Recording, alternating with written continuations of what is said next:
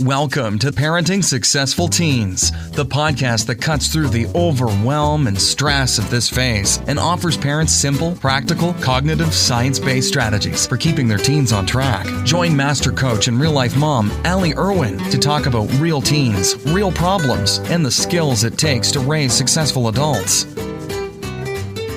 So this week's episode is inspired by a very recent example of how to resolve a conflict with your teenagers. I get that request all the time when I'm coaching private clients. What most often private clients come to me, they've been listening to the podcast and they understand intellectually the tools. But then when they go, when their teenager does something that they wish they had done differently, or when someone else does something that their teenager has to handle differently than the parents want it handled, then they struggle a little bit on how to apply them. And that's when they come to me to get, one-on-one help.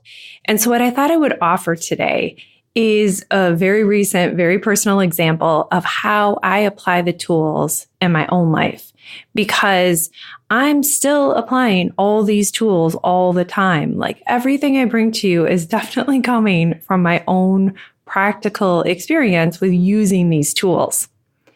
So what happened is my daughter was just finishing up a fall co-op assignment. She's an engineer, and it's very common for engineers to work a semester and go to school a semester, like back and forth. And so she doesn't have a traditional year lease for her apartment because she's gone every 3 months. It's no big deal. She just sublets someone else's lease.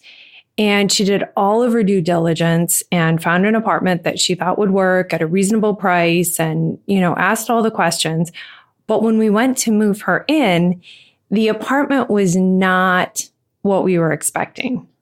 The details don't matter all that much, but the short version is when we walked in, we were hit with a very aggressive smell. And there was really no communal living space, which means that everything would have to happen in her bedroom. There wasn't a hanging out space in the living room or a dining room. So everything was going to have to happen in her bedroom.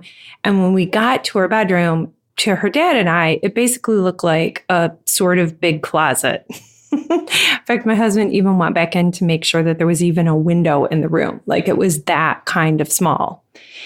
So we're still unpacking her stuff and, just trying to be chill about it. Then I discovered that the source of the smell was a litter box, which is not a big deal. I love animals, but my daughter is allergic to cats. So for her to be living and sleeping in a space with cats, we were afraid that it's going to affect her health. She's going to be really congested and have trouble sleeping. And in addition to all the other things that were going in the apartment, we didn't want her to stay in this apartment. We wanted to find a different place. But here's the thing. She didn't mind the apartment, and she could sense our displeasure with the apartment, even before we said anything. And I could feel her defensiveness because she picked this place out mounting, right? So that kind of sets us up for a fight. I want her to live someplace comfortable, someplace she has enough, physically enough space for all her stuff, for her bed and her books and her computer and her Instapot and all the things. And she doesn't want us to control. She picked this place and she wants to have control of her own life. So if I swooped in and said, "This place is terrible, we're moving you immediately," that all of her defenses would come up and her desire for autonomy would come up. And it's literally 36 hours before class starts. She had plans the next day to go to a basketball game, and she was recovering from a cold. And we'd had some challenging things happen with other family members where the end of break had been kind of stressful. So the situation had all the makings of the straw that broke the camel's back. Right? We're both tired and we're both under time pressures, and we both have different opinions about this apartment. I'm thinking that I have the resources for her to live more comfortably. And I have the experience and her dad and I have the time like to make this situation better for her, to give her a better place to sleep and study and work. And she's thinking, like, you don't have to live here. This isn't your choice to make. You don't like this place. I like this place just fine. I'm going to stay here and it's really none of your business. Before I had all the coaching tools that I have now, and that I'm going to walk you through, like for sure, this would have led to a giant fight in the hall, because you have to picture the scene. Like her dad and her are carrying stuff in, and I'm like in the hallway crying, and which I know is a dramatic reaction, but I also had a very stressful end of break, and I also was tired, and I also was feeling the time pressure. And that's how it is in the real life situations where you're trying to apply these tools, right? You're not sitting at a yoga retreat on a beach somewhere trying to make all this happen. You're doing this oftentimes late at night and under other stresses and job stresses and financial stresses, or maybe you've got a cold yourself. Like this is when all the things happen.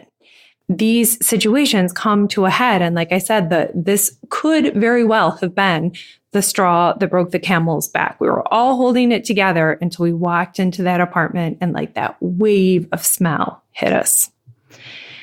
So what I want to do now is I kind of want to show like the two paths that parents go down and see if you can see the options that you have as a parent about what to do next.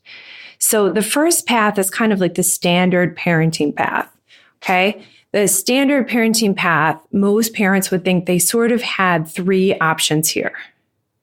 The first option would be to just shove all of your concerns down and say something like, it won't make any difference. Like, even if I say something, it won't make any difference. Because at this point, like, no one has said anything. Just in the hallway, taking some deep breaths, and her dad and her are still carrying things in, and no one has said a word. And so I could have thought, well, I'm just going to shove these feelings down because clearly she's fine with this apartment. And why bother? Like, it won't make any difference. It'll just lead to a fight and she'll stay here anyway. So what's even the point? So I'm just going to like shove all my concerns down. My caution with that approach is that doesn't really work, because no matter how much you're trying to appear on the outside that you're cool with it, which admittedly, I was not doing a good job of appearing cool with it, because I don't use this approach. And so I don't have any practice. I don't have any recent practice with just shoving my feelings down. But even if you're pretty good at it, your real feelings leak out. Like, your kids always know what your real feelings are. This cracks me up time and time again when I talk to parents and they think they're hiding from their kids what their real feelings are. And I was like, oh, your kids absolutely know what you think and feel about that situation. For sure.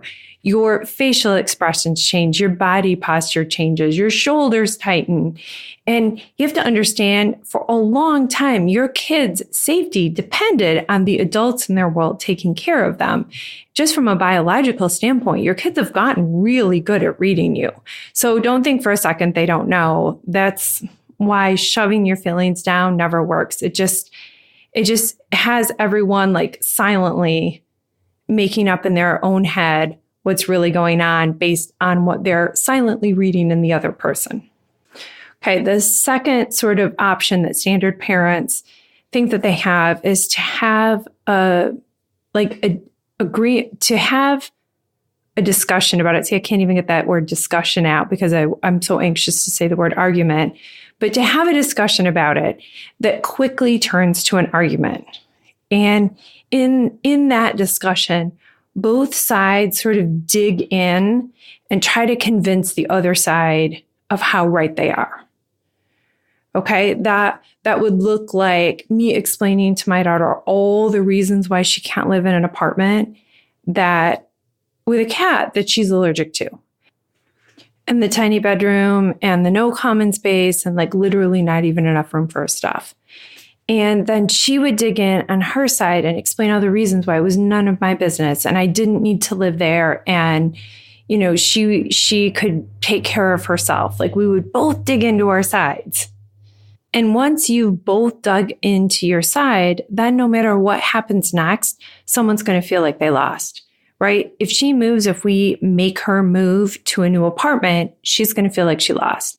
And she's going to be resentful of that and maybe even less likely to let us get involved in situations in the future, more likely to hide things from us because she knows that we're willing to go to the mat and not consider her perspective and just do things our way, just override her concerns and do things our way.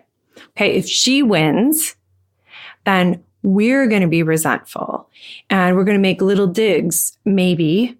I mean, I don't know what'll happen next, but little jokes about the apartment or different things. And like whatever that is, I don't even want to go there right now in my head because I'm not feeling it. But if she wins, there's going to be resentment on my side. And then the third way I see a lot of standard parents reacting to the situation is they bring money into it. They say something like, well, it's my money, I'm paying for it, so I get to dictate what happens. This is what's going to happen next.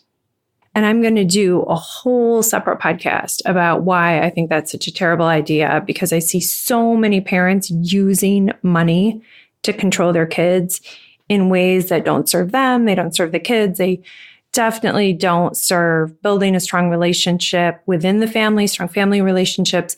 And they actually don't build their kids building a strong relationship with money in the future, which will have huge implications like in their future relationships and in their future employment and their all of that. Like using money as a means to control your kids is definitely not the way to go. And so those three approaches, having a big fight, saying nothing, and like passive aggressively saying nothing, and using money to control the situation to just buy a better situation for your kids. Like those are the three ways that I see parents approaching this situation that I think don't serve the family. Okay. And I want to contrast like those standard approaches to what I consider a savvy approach for parents. And in this way, like, I almost think it's an interesting, what's the word where there's like two sides? Like, I do think that money is useful in this situation, but where we've spent money that I have seen make a bigger difference is in coaching. Like, I think spending money on learning these coaching tools is money well spent, because then when it comes to these situations, I know exactly how to apply the tools that I'm talking about here. But what I see a lot of people do with their money to try to improve the situation is try to just buy a better situation, to just buy an apartment, like from the get-go, buy a more expensive apartment so that they don't have to have this fight. But when you spend money that way, it doesn't really work because there's always another situation coming up. Like if you use money to solve that situation, then when the next situation comes up, you just have to buy your way out of that situation. Like I said, it doesn't build the family and it doesn't build your kids understanding how they could be handling these situations. Okay, if you can just always buy a new situation, you're not building the skills. So let's talk about what I did instead, how I applied these tools in this situation. And I'm going to be pulling stuff from a lot of other episodes. So if this doesn't sound familiar to you, if this is the first episode you're listening to, feel free to email me at allie@allieirwin.com and ask me any questions that you have. So here's what I did. I went outside and took some deep breaths. That was the first step. Setting the scene, I walked in, I smelled the smell, I saw the tiny spaces, I saw the litter box, and I saw my daughter's panicked expression as she saw me take in the scene. And I removed myself from the scene to take some deep breaths and calm down. Now, I've already told you I was kind of crying a little bit in the hallway, but that's just part of me feeling my feelings, okay? You don't want to suppress them. That's the first standard parent option, is to just push them down and pretend like everything's fine. And that doesn't work. It's like holding a beach ball underwater. What you want to do is you want to get someplace private-ish, and feel physically feel all your feelings. Like I felt that knot in my stomach. I felt the tightness in my chest. I felt my shallow breathing. And I just took some deep breaths and let all of those feelings come up. And for me, that generally feels like a wave, like the feelings come up and get bigger and bigger and bigger, and then they go out. And that for me usually lasts about a minute to a minute and a half. So it's not a long time. I'm not saying you need to disappear for 20 minutes and meditate. I'm saying you just need to get someplace and feel everything that you're feeling for maybe 3 to 5 minutes. Because right on that heel of like all the emotions coming up and going out and me feeling my physical sensation, feelings are physical sensations tied to our language about why those physical sensations are happening. That came up and went out, but then it came right back up again a couple of times. And so start to finish, like I said, for me, that was about maybe 3 to 5 minutes, which is not a long time. When you think about how long fights can go on, taking a couple of minutes to take some deep breaths and get those big waves of emotion out really saves you time in the long run. And then once those big emotions had been felt, what I did next is I tried to see the situation from her perspective. You do that step before you've let the big emotions come in and out, you're going to have a lot of trouble. Because while those big emotions are coming in and out, you're basically in fight or flight, fight, flight, or freeze response. Like your brain is in survival mode. And it's very hard for it to take new information in. I mean, it's silly, but our body thinks that apartment is like a true danger, like a mugger or a lion. And so you've got to get your brain and body out of that fight or flight mode. And then once you have, the next step is to try to see the situation from her perspective. And I want to highlight here that you're really trying to see it from her side. You're not just pretending to see it from her side so that she'll feel heard. You're trying to really hear her.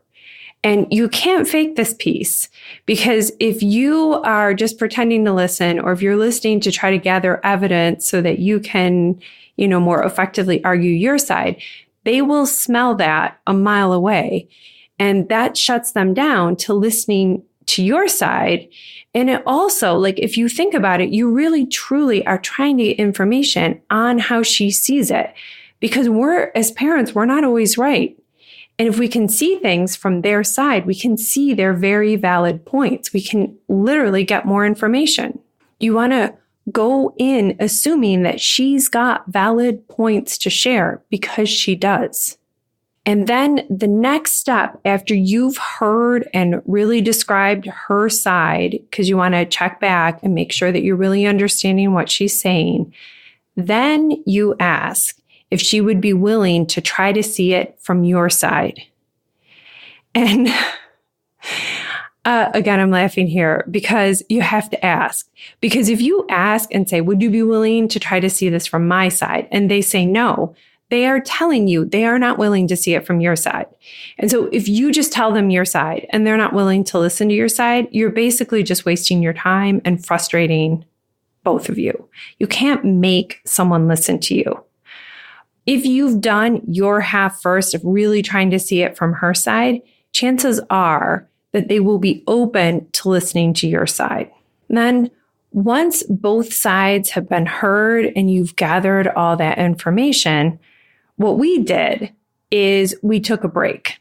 Now, you might be ready to go right to the solutions part. That would be the next step, is to be thinking through some potential solutions that would make everyone happy or give everyone some of what they need. But we weren't ready for that. Everyone said both their sides, and then we went to dinner. We needed to take a break and sort of let that percolate and settle down. And I think the fact that we were able to go and have a lovely meal speaks to how well this process works, right? Like, if you think about your heated situations with your family, you usually can't just go have a lovely meal in the middle of a fight, right? Like, the lovely meal in and of itself is proof that this process is better than fighting or dictating or ignoring, because we went out and had a lovely meal.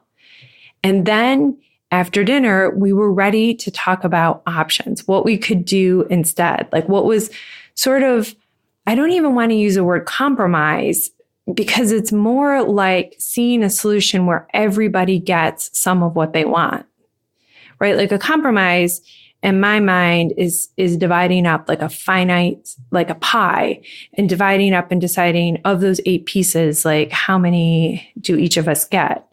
Where with this process, you're really expanding the range of options. So it isn't one pie you're dividing. Like maybe you can still both have a whole pie, but that's only apparent when you're not in a like antagonistic relationship.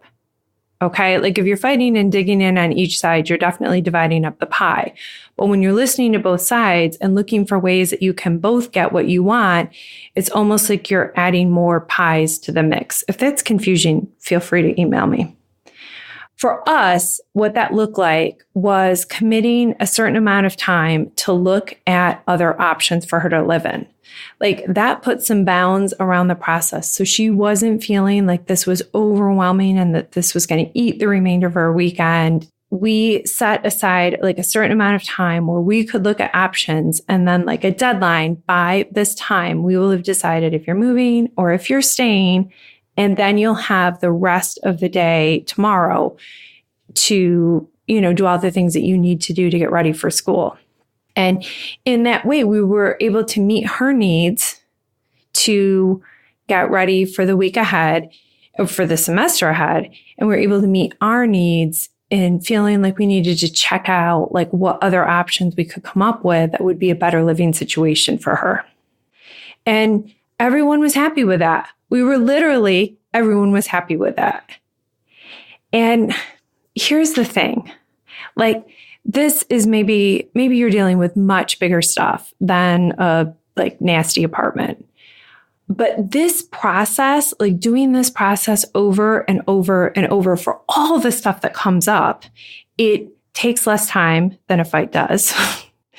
And you get more of what you want. You teach your children that their opinions matter. Okay. The worst thing that happens when we dictate to our kids what's going to happen is we're teaching them that their wants and needs and their thought processes and all of that doesn't matter as much as ours do. And you're role modeling what a constructive disagreement looks like. And that is such a gift to our kids. That I think is the biggest advantage of one of the biggest advantages. I mean, I think teaching them that their opinions matter is another huge advantage. But in the savvy approach over the standard approach is teaching your kids how to have a productive disagreement. When I spoke up about my concerns, I was teaching her, I was role modeling for her how to speak up when something's bothering her. When I got my own emotions, when I felt my feelings and then was able to move on, I was teaching her how to feel her feelings and not shove them down. Okay, I was teaching her that her feelings are important and that you can feel them and then move on, which is a much healthier approach. Okay, I was role modeling that for her. And then when we brainstormed possibilities together, like I was showing her how to do that. And she's going to do that dozens of times in her life, hundreds of times, right? Like school project groups and at work and with her roommate relationships and love interests and all the things that just come with being human. When you really get to the place where you can use these tools in the red hot moment, you almost, and I say almost, look forward to those situations because there are so many learning opportunities. Like you learn more, your kids learn more from you in watching how you handle this than almost anything else, like any other relationship tools that are communication tools that we offer to our kids. When you can role model live and in person how to handle these disagreements, then you don't have to avoid these situations. You don't have to use money to buy your way out of them. Okay. They become just part of what you do as a family. And then whatever comes up is okay because you can all be seen and heard and agree on a solution and move on. Okay? It just becomes part of what you do, and everyone feels respected, and it actually strengthens the family relationships, and it strengthens your kids' ability to handle them in their own lives. And I really believe that this is one of the greatest gifts that we can give our kids. And it's such a gift, like it gives it right back to us because we resolved the situation and, drove home. Like we had a great rest of the day. And I got texts from my daughter about the next situation to come up, right? Because this isn't the last thing that's going to happen. And if you can handle these things and keep your relationship strong, then you can be on call for the next thing that happens. And you have the maximum amount of love and influence and connection and all the good stuff. So I hope this has been helpful. If you have any questions or if you want help learning how to apply these tools, just reach out to me at Allie@allieirwin.com.